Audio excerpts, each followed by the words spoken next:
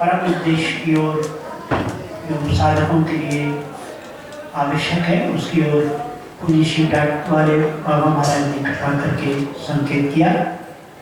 अब हमारे जिनकी वाणी का लाभ हम लोग पिछले दिन यानी परसों जिनकी वाणी का लाभ हम लोगों ने लिया था, मन नहीं भरा था, मन तो किसी की वाणी से भर नहीं रहा है, लेकिन आज पुनः उन्होंने कृपा की है। आप वैज्ञानिक ढंग से यदि कोई बात क्यों इसको स्वीकार करना चाहिए, इसको तार्किक ढंग से समझाने में समर्थ परम श्रद्धेय पूज्य चरण स्वामी श्री मुक्तानंद जी महाराज जो वर्तमान में अलवर से पधारे हैं, उनके चरणों में प्रार्थना है कि भगवान कृपा करें। और मैं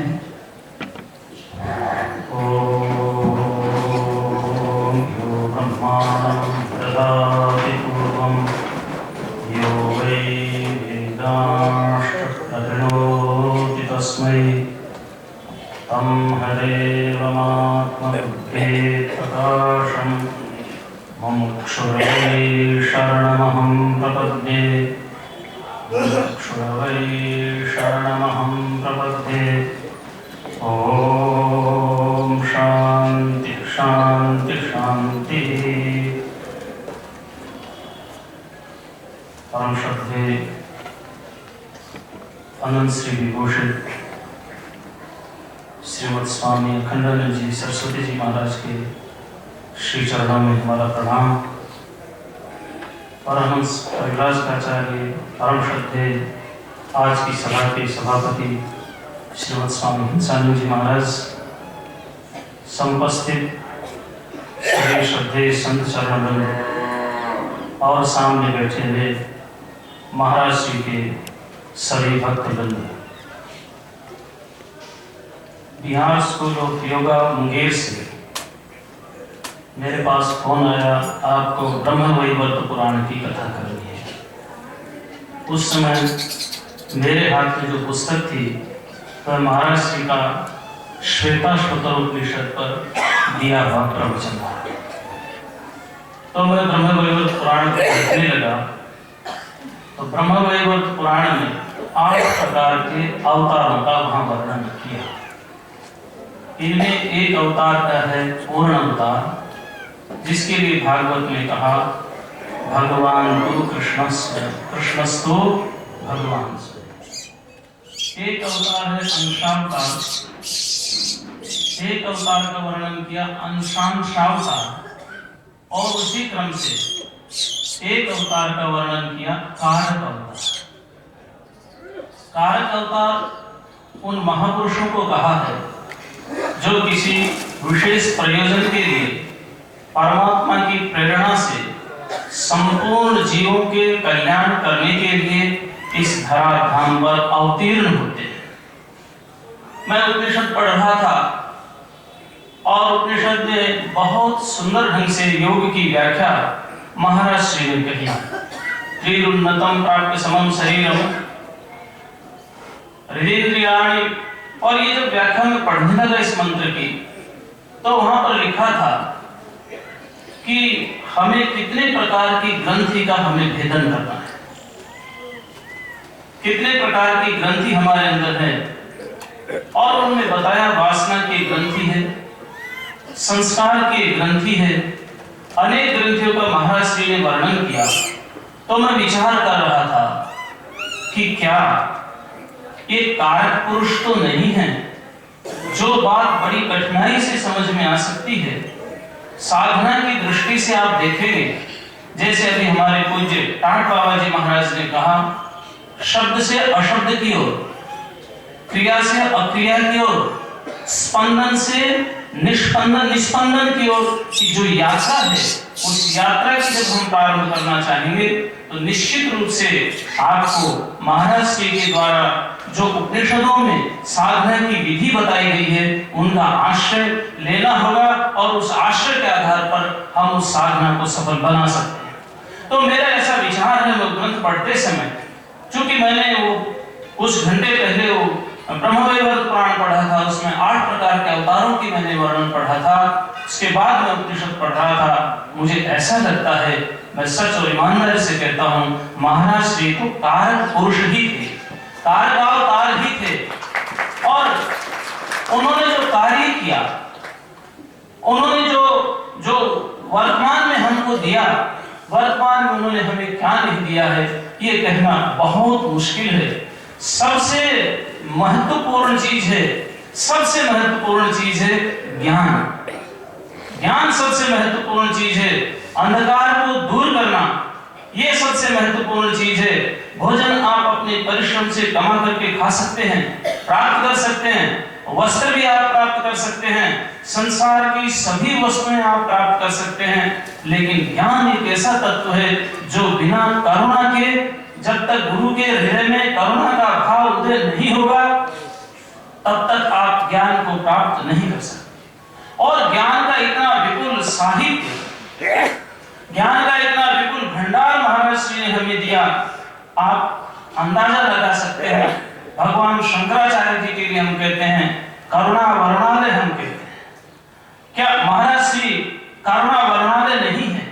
वे तो करुणा के सागर हैं, और उनकी इन्हीं करुणा के सागर के कारण वो बहुत कठिन विषय, जो बहुत दुर्गम और दुरूह हमें दिखाई देते हैं, पढ़ने में हमें सरल लगते हैं, संस्कृत के शब्दों का अर्थ भी हम कर सकते हैं, लेकिन संस्कृत के शब्दों का अर्थ करते समय उनकी गहराई पर हम नहीं जा सकते यदि महाराज श्री के साहित्य को हम अच्छी प्रकार से अवलोकन नहीं करते हैं। शब्द कुछ है, लेकिन उसकी गहराई बहुत दूर तक जाती है, बहुत अंदर तक उसकी गहराई जाती है। सामान्य शब्द लगता है, लेकिन सामान्य शब्द बहुत गहराई तक रह जाता है। ऐसी गहराई तक ले जाने के लिए महाराज श्री ने हमें अपनी करुणा के कारण हमें वो ज्ञान प्रदान किया है। ऐसे महाराज श्री कार्य पुरुष हैं, वो कार्य का अवतार हैं। हम उनका साहित्य पढ़ते हैं, उनके कार्य क्षेत्र को देखते हैं। वो धर्म के क्षेत्र में जब हम देखते हैं तो धर्म के क्षेत्र में अनेक प्रकार के संदेह, वाद विवाद, अनेक प्रकार की स्मृतियां, और उनमें समय देश काल परिस्थिति के अनुसार अनेक प्रकार के विधान, लेकिन उन सबका समन्वय वर्तमान के परिप्रेक्ष्य में क्या हो सकता है, उनका सुंदर विवेचन यदि आपको कहीं मिलता है तो महाराज श्री की लेखनी से ही मिलता है। दर्शन के क्षेत्र में आप जब दर्शन के क्षेत्र में आप अध्ययन करते हैं तो वहां पर कहीं कोई विरोध नहीं है। सांख्य की दृष्टि से जड़ और चेतन का विवेक मुक्ति का कारण है, जड़ और चेतन का विवेक मुक्ति का कारण है। वैशेषिक दृष्टिकोण से, मीमांसा के दृष्टिकोण से, न्याय के दृष्टिकोण से, प्रत्येक शास्त्र के दृष्टिकोण से, सभी प्रकार से आपने एक ही विषय के ऊपर कहते हुए सबका दृष्टिकोण रखा और किसी में कोई दोष नहीं देखा। लेकिन फिर जहां पर अद्वैत वेदांत की बात आती है तो महाराज श्री कहते हैं जब आप समाधि में बैठ जाते हैं तो समाधि में चूंकि आपके द्वारा लाई गई है तो हो सकता है समाधि में उठने के बाद आपके अंदर क्षोभ पैदा हो सकता है, चित्त की चंचलता की संभावना हो सकती है। लेकिन जब आप अपने आप को अद्वैत रूप से जान लेंगे, जब आप समझ लेंगे इन सब का आधार मैं ही हूँ, जब आप समझ लेंगे इन सब का अधिष्ठान मैं ही हूँ, तो अपने स्वरूप को जानने से, क्योंकि जानना कोई क्रिया नहीं है, जानना कोई क्रिया, ज्ञान कोई क्रिया नहीं है, ज्ञान कोई क्रिया नहीं। एक ज्ञान है पुस्तक का ज्ञान, वो क्रिया हो सकता है। एक ज्ञान है वृत्तिजन्य ज्ञान, वह भी हो सकती है, क्रिया हो सकती है। लेकिन जो अपना जो स्वरूप है वह ज्ञान स्वरूप है, वह स्वरूप कोई क्रिया नहीं है, वह तो अक्रिय है। अशब्द स्पर्श मरूप अव्ययम तथा रसम नित्य मगंधवच्चयत्, वो तो ऐसा तत्व है निचायतन नृत्य मुखात् प्रमुच्यते। उसको जान करके हम जन्म और मरण से छूट सकते हैं। उस अशब्द स्पर्श अरूप अव्यय उसको समझ करके जो सबका अधिष्ठान है, सबका आधार है, वह न खोया जा सकता है, न पाया जा सकता है, न वह टूटता है, न बिछुड़ता है, न हमसे अलग होता है, कुछ नहीं होता। वो तो हमारा अपना स्वरूप है। उस स्थिति को प्राप्त करने के पश्चात, उस तत्व को जानने के पश्चात आपका जो आपका अपना आनंद है वह आपका अपना ही आनंद है। उसमें कहीं विक्षोभ, कहीं चंचलता, कहीं किसी प्रकार की कोई भी संभावना नहीं रह सकती।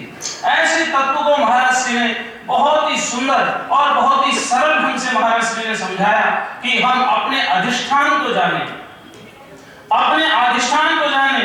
महाराज श्री कहते हैं मेरे से हजारों हजारों ब्रह्मा विष्णु और महेश प्रकट होते हैं, मेरे में हजारों हजारों ब्रह्मा और विष्णु और महेश नृत्य करते हैं और अंत में मेरे में ही वो लीन हो जाते हैं। वह जो अधिष्ठान तत्व है, वह जो परम तत्व है, वह जो परम सत्ता है, वह जो तत्व है, उस तत्व को जानने के लिए हमें सांख्य की आवश्यकता, सांख्य की आवश्यकता हो सकती है, हमें मीमांसा की आवश्यकता हो सकती है, हमें न्याय शास्त्र की आवश्यकता हो सकती है। प्रत्येक के अपने अपने साधन है, प्रत्येक के अपना अपना सिद्धांत है और सृष्टि की व्याख्या करने की प्रत्येक की अपनी अपनी एक प्रक्रिया है। सांख्य की अपनी प्रक्रिया है, वही वैशेषिक परमाणु के द्वारा सृष्टि प्रक्रिया की व्याख्या करता है। सबकी अपनी एक प्रक्रिया है, लेकिन इन सब प्रक्रियाओं को समझते हुए हमें एक और प्रक्रिया की ओर ध्यान देना होगा। और वह मांडुक्यकारिका का वह बहुत प्रसिद्ध वाक्य है कि न निरोधो न च उत्पत्तिर् न बद्धो न च साधक न मोक्षो न वै मोक्षः इत्येषा परमार्थतः। ये जो सारी की सारी सृष्टि है वो मेरे अंदर ही भास रही है। महाराज श्री कहते हैं, बहुत सुंदर कहते हैं कि हमारा एक एक मिनट में जन्म होता है। जैसे जैसे हमारे भाव होते हैं वैसे वैसे ही हमारा जन्म होने लग जाता है।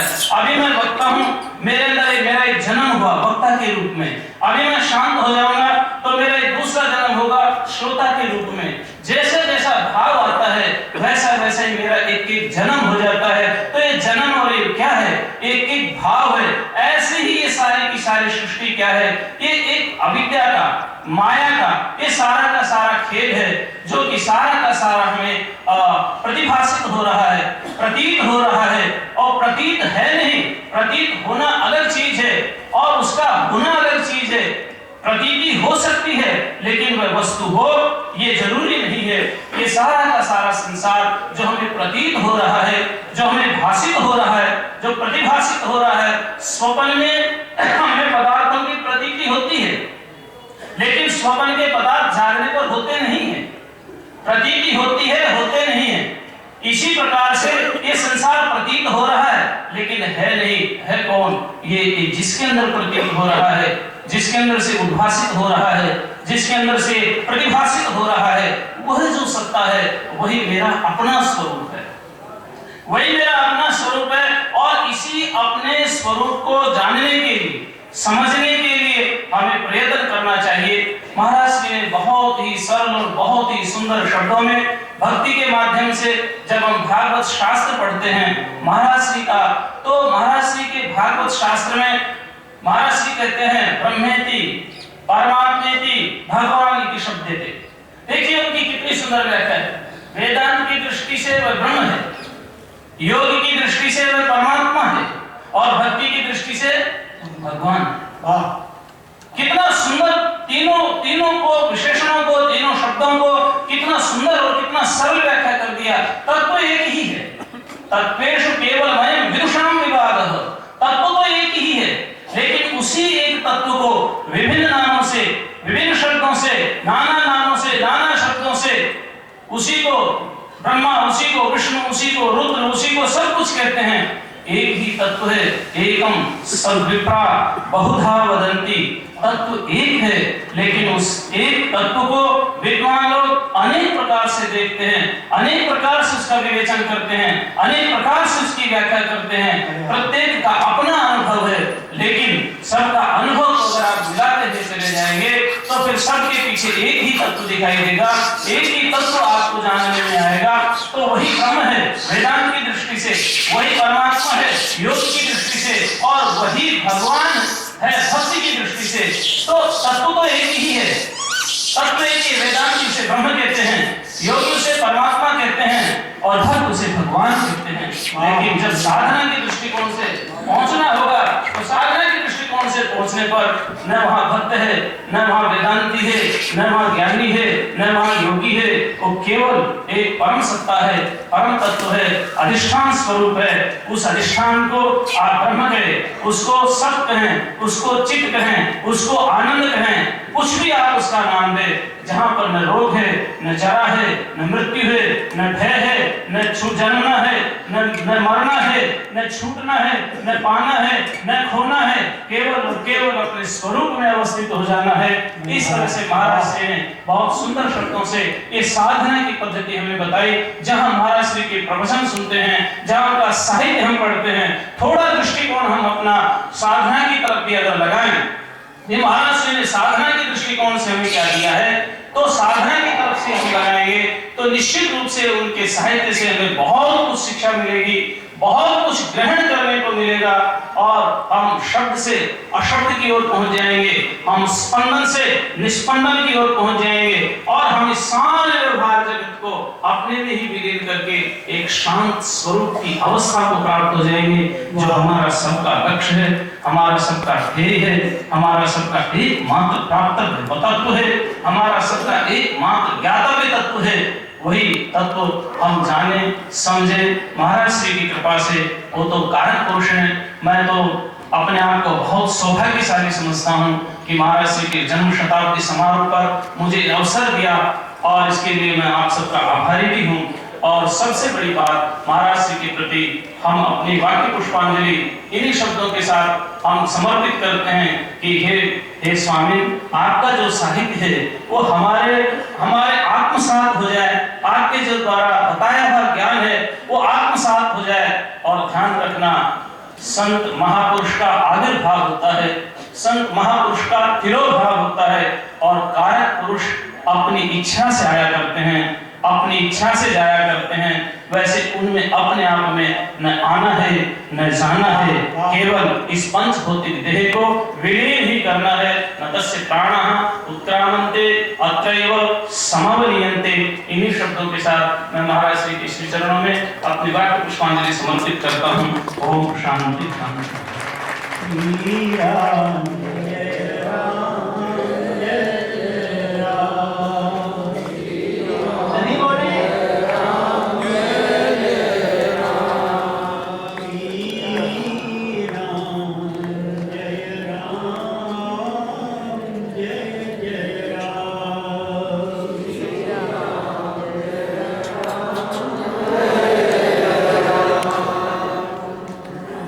में ही नहीं, पूरे विश्व में जिस स्थान की सुगंध फैली हुई है सत्संग की दृष्टि से, एकमात्र स्थल है, सर्वोपरि स्थल है और सभी संत उस स्थल से परिचित हैं। भारत के कोई ऐसे महात्मा, कोई ऐसे विद्वान, कोई ऐसे वक्ता नहीं मिलेंगे जो उस स्थान से जाकर न जुड़े हों।